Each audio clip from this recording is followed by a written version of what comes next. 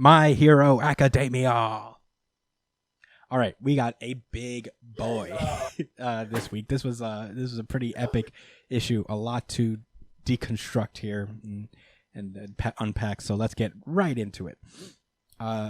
We pick up with All Might just kind of like sensing that he's talking to the other visages of the One for All, and we get a 2-page spread showing Midoriya in his like weird smoke form in a room surrounded by the previous users of One for All. However, it's different because there are 2 previous users that are just facing the wall for some reason. I'd like to think it's because those are the only 2 powers that Midoriya it has yet to unlock. So they're not allowed to really speak in this world. Well, he didn't unlock Collar Boy's powers yet. I would like to think that Collar Boy's powers are like right there, like he's this close to them, and that's why he's able to see him there. There's a couple of theories of like who those 2 are, but we'll get to that at the end of the chapter. Yeah, we'll do everything at the end. We just have to get through it because this is a very dialogue heavy chapter.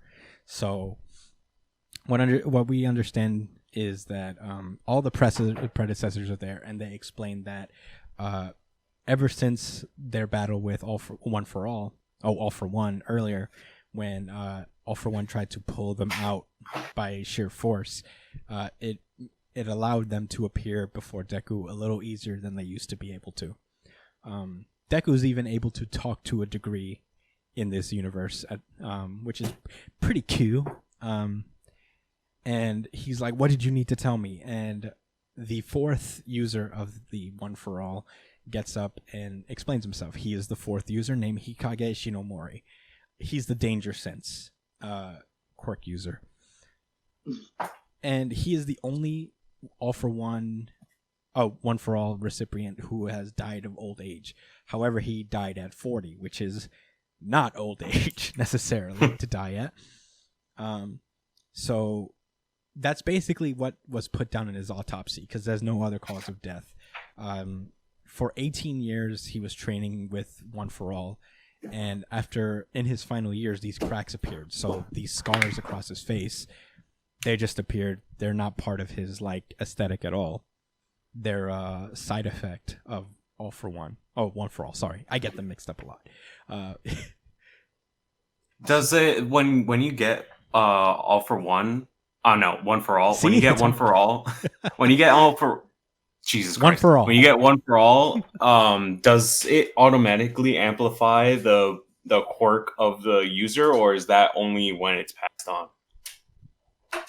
No, I don't think it amplifies any particular quirk. It's just an add-on to your, like whatever came before is just added on to your quirk, whatever that is.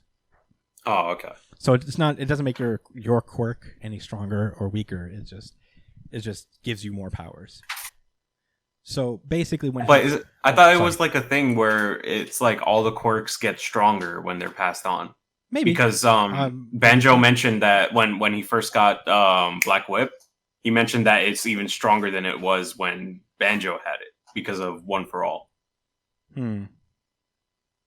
So I think maybe that's like a result of like his quirk being like a lot more powerful. Like that's why he has those marks on his face, is because of the Danger Sense. Well, it looks like kind of like the lightning thing. Yeah, no, I mean they don't explicitly say that. I think the cracks just kind of appear on his body, and he didn't know why. He died not really knowing what it was. Yeah. Oh, okay. Yeah, people say that like.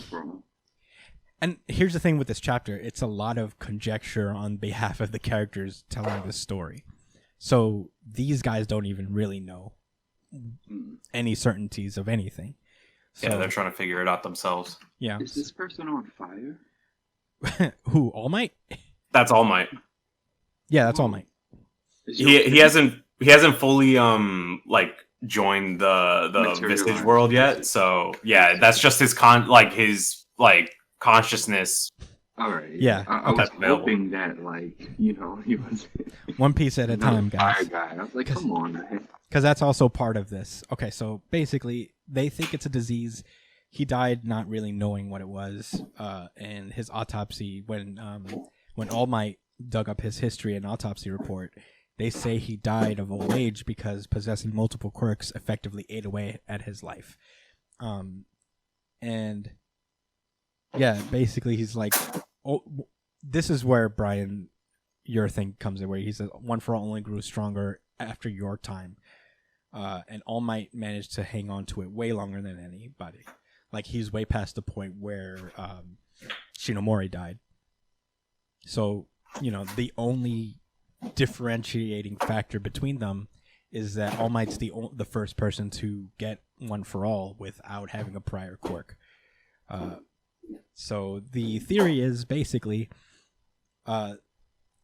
because all these other people already had quirks, using this motif of this chalice, and One for All being the liquid inside the chalice, because he had an empty vessel, so to speak, it was way easier for him to maintain the powers within him, as opposed to the others who already had, say, a half-full chalice, and they just got it more overflowed over time, because they already had something in there. So, because All Might was the sole exception, he's the only one who put in a true piece of his consciousness, as opposed to the visages being basically the quirks that are also packaged with a little bit of the consciousnesses of the previous users.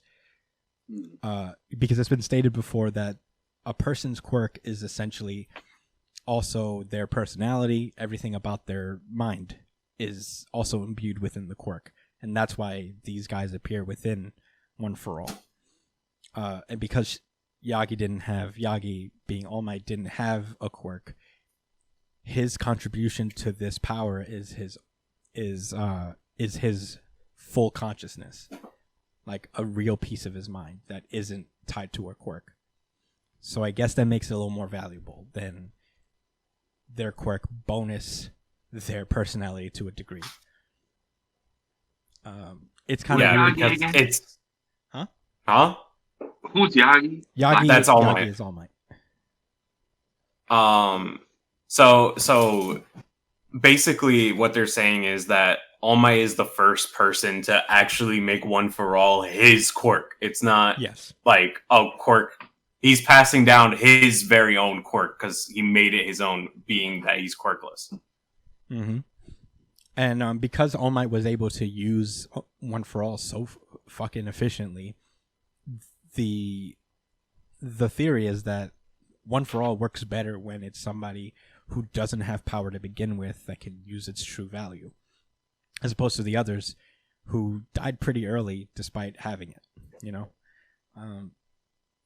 So they explain that they can't pass this on to a normal person, being that quirkless individuals are pretty rare in society these days because more and more people are born with quirks than ever.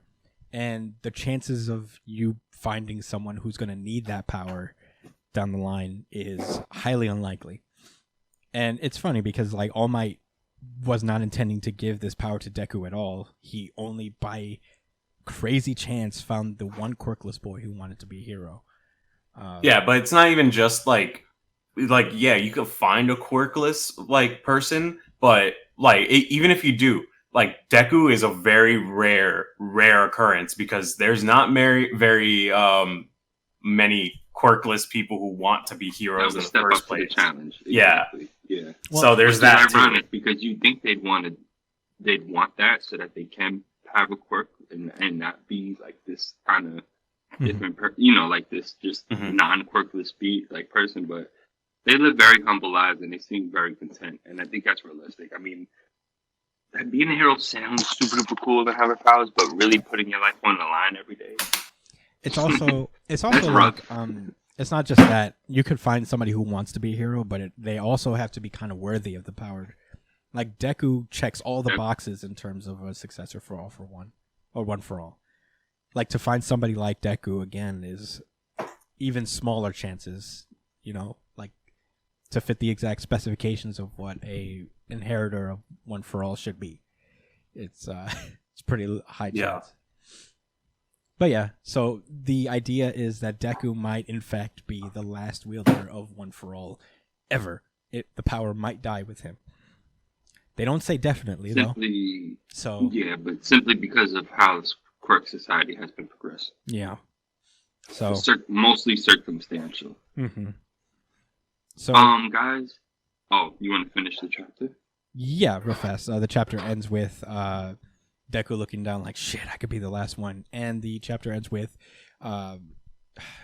what's her name? I'm sorry, I'm blanking on the float quirk lady. Lady Superman? Yeah, Lady Superman. No, I forgot her name too. Yeah. Shit. I don't know why I'm blanking. She's very important and she's come up a lot. Yeah, she's really important. Come on, we all know who she is. Yeah, we know who she is. The float quirk lady. Nana Shimura. Thank you, Nana Shimura. Nana. She speaks up and she's like, now tell me, can you kill Tomura Shigaraki? Because they really have to... Would you be able to murder my grandson? Yeah, can you please kill my grandson? Well, to be fair, this is where, they could play on words and be like, I'm going to kill Tomura Shigaraki and bring back whatever his name was before he became Shigaraki, Because he had a name before that. Yeah, this is not his real name. Yeah, so it's a big name. Guy at the end. We know this. So to kill his villainous side and bring back a good side or some shit. I could see My Hero Academia doing some corny shit like that. So, just to be clear, as far as the quirk passing along, right, and them using the cups as an example, the gist of it is, Yagi All Might not having any power. It was him as a vessel was able to absorb all of the power of One for All, more so than the other people that had quirks. Mm-hmm. Now, it was important that it passed on to people with quirks, so that eventually it would get to this point where, you could use everyone's quirk, but All Might was never able to use the other predecessors' quirks, right? He was just super strong. No. Yeah, I think his body, it was mainly his body was just very capable of handling all the stress that stockpiled strength allowed. So he got the full access to the stockpile strength, essentially. But not the actual quirk. But not everything else. Deku's the first one to inherit. Yeah, Deku's the first one. Because Yagi passed it and was able to develop it to that point. Yeah, so exactly. It's not like, they've been doing it wrong. It's just that it worked out well. Yeah, Again, exactly. Kind of another circumstance, which is okay. Them saying that, this wasn't destiny or it didn't work out perfect. Like they are kind of saying it happened to work out that way. But to me, this is more of like a reward for them choosing vessels, even though they didn't have quirks. But they, I don't know. It's kind of like, yeah, I mean, it's reassuring that you guys made the right decision. Yeah, I mean, it's a group of thinking people... about Muriel, oh man, with his quirk and the strength, it would have been unstoppable. But now it's funny. He dodged the bullet. Yeah, I literally thought that. It's like, wow, yeah, he could have died at 40 or something. Yeesh. And yeah, I mean, it is just a group of people just wondering, because it's funny to know that this power is a mystery even to the people who've had it. And it does make a point. A lot of the predecessors died in combat. Shinomura is the only one to have had the power throughout his life and not die in combat. And he just died of what was perceived to be old age. Yeah. So it just all makes sense. It all makes sense. There's a great, strange variables effect to this, where there's a lot of variables and a lot to think about when it comes to the power of One for All. It makes it a lot more interesting than just this is the Avatar's cycle. This is how, you know what I'm saying? No riff on that. I love that. We all love Avatar. I'm just saying it was a nice distinction. It also gives the series a sense of it gives the series a sense of urgency, because now it's we have to take care of One for All for One here. It makes it much more fragile. They're really trying to keep a flame, this flickering light. You know what I'm saying? This spark that's just. By the way, RGC. Once it goes out, that's it. All right, Brian. Certified RGC. Certified RGC. Certified RGC. I think with this newfound knowledge, it is also my RGC. Wow. It was going to be One Piece initially, but I'll give it to My Hero Academia. I think it was really cool. I didn't understand, but now after understanding, I really appreciate this chapter. Yeah, I had to read this chapter like 3 times to really understand what was going on here. Yeah, I didn't want to miss anything. It is a lot of information at once. Brian, you said that there was a theory. Oh yeah, baby! I've been waiting. Oh my god, I've been waiting so long to say this theory. So I've been watching a lot of videos about theories about the second and third user and shit, and it was already mentioned, like this theory was already a thing before this chapter, but now it's kind of resurfaced with these 2 users being facing a wall and not showing their face. So people are like, could it be? So the theory is that the second and third user, the ones facing the wall, are Bakugo and Kirishima. What? So the theory, it's called the Bakugo time traveler theory. So essentially, the theory is that in the future, Eri sends Bakugo back in time using that quirk enhancement drug. What is it called? Fucking... you guys know what that quirk enhancement drug is called? Kirishima fought against the dude that was using it. So they sent Bakugo back in time because he was getting hunted by fucking Shigaraki or some shit because he took One for All, and they sent him back in time so that he can be the second user and tell the first user how to that his quirk can be transferred. Because how else would he know that he could transfer his quirk, right? So they sent him back in time. Huh? Wait, the second guy? He would know because the first guy passed it to him. Yeah. No. Like the first user is the All for One's brother, right? Yeah. So he got the stockpile quirk, but how is he gonna know that he can transfer on his quirk, right? Like how is he gonna know how to transfer his quirk without anybody telling him? Sheesh. You're talking about the second guy? Because the first Bakugo is the second guy. The first one is All for One's brother, but he doesn't know that he has the quirk to pass on quirks, right? To pass on... I don't know. So how is he... Who tells him that? Somebody who knows about One for All, Bakugo, who goes back in time. Look like Bakugo. Yeah, it doesn't help that their costumes kind of look like theirs. I don't know about Kirishima though. Oh wait, no, but the Kirishima one is crazier because so Bakugo is like in the time period, Bakugo doesn't know anybody and he doesn't know who to pass on the quirk to. So he sends a fucking message to the future through One for All for them to send Kirishima back in time so that he could become the third user. But here's a twist, it gets even deeper. Kirishima passes on his quirk before he dies, but he doesn't die. You know what happens? He becomes Gigantomachia.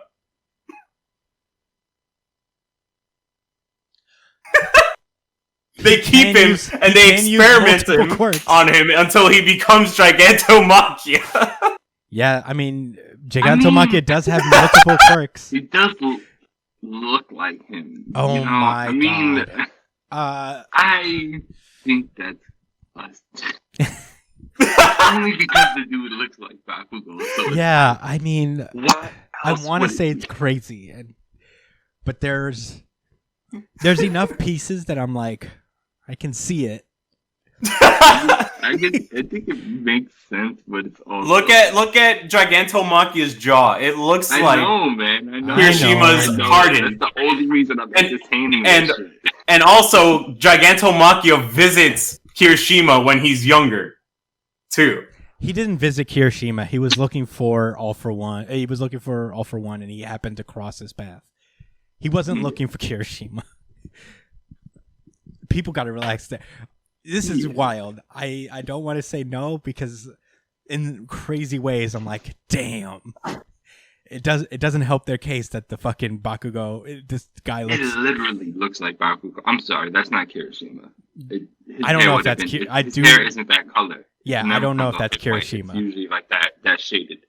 I mean, obviously it's black or gray or white, but it's usually dark. He has red hair, so they make that dark, right? Yeah. Like, come on. I don't think so. Maybe it's not Kirishima, but it could be the Bakugo time traveler theory. That's one hell of a theory, but that's sad enough. Yeah, it's pretty wild. When I was watching these theories, I was like, man, if this actually happens, this will be the most ridiculous shit. The craziest 180 I've ever seen in a series. I really hope that's not the case. Literally for the fact that I don't want to be spoiled. I'd rather not be surprised, but I don't think that's the case. But it was I don't want to believe it, but goddamn, does that look like Bakugo's hair? But goddamn, does that look like Bakugo from the back? I'm also gonna go on this basically on the fact that it's not really how Aries' powers work, as far as it's been explained. Like, she doesn't do time travel; she regresses a person's state in general. Like, she doesn't send people. Then how back are they time. able to make those? I don't even want to go down that route. But there is a chance that with Trigger that she could evolve her quirk. Like that's her like awakened quirk is that she can send people back in time. That could be the case. I just don't think that's gonna be. It's too crazy. So wild. It's too what crazy. a waste of time. I'm making an executive decision. It's too crazy of a theory. I can't. I mean, what basically it's been like a thing where Deku and Bakugo have been parallels, right? They both want to like surpass All Might. They both want to be the best hero, but they can both be one for all. They're both worthy of it, and they'll both become it. I don't want to believe it. I can't. It's too crazy. I think it's too crazy for the scope of the story. It's not a bad theory, though. I think it's interesting.